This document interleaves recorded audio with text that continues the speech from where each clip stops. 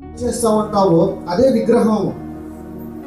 ఏదైనా కానీ మీ జీవితంలో దాన్ని ప్రత్యేకంగా చూస్తూ దాని నిమిత్తమే పొద్దున్న లేచిన కానీ మనం పరిగెడుతూ ఉంటాం కదా, అదే విగ్రహాలను అలాగ వారి వలె ఉండమాకండి.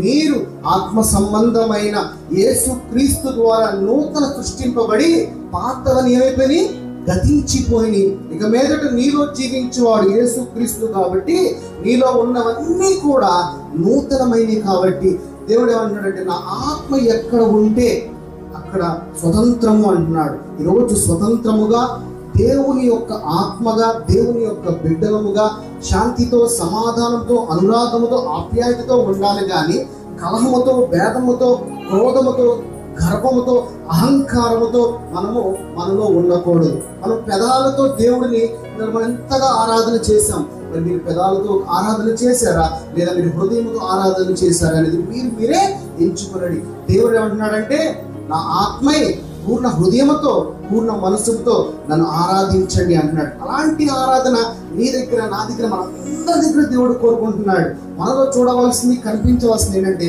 దేవుని ప్రేమ తప్ప ఇది ఏది ఉండకూడదు.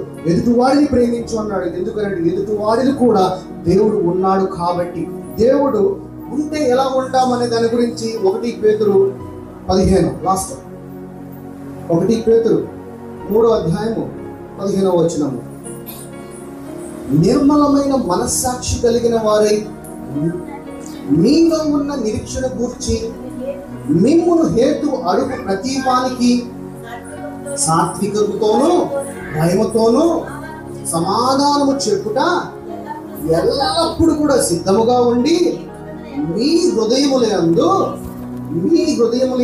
క్రీస్తును ప్రభువుగా ప్రతిష్ఠించుడి. అక్కడ చాలు, ప్రతిష్ఠించుడి. ఏంటి, ఎందుకు అంటున్నాడు?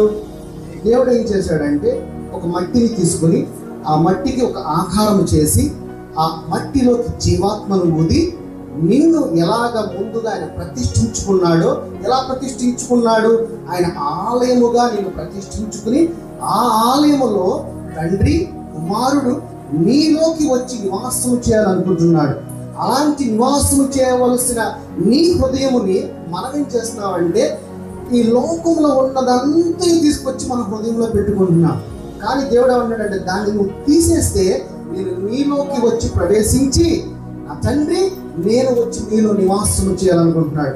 ఈ రోజు ఎన్ని ఆత్మలు ఇక్కడ ఉన్నాయి కాబట్టి ఇది ఆయన ఇల్లై ఉన్నది. కాబట్టి ఈ రోజున ఈ ఇంటిలోకి ఈ మందిరములోకి ఆయన వచ్చి నివాసము చేయబోతున్నాడు.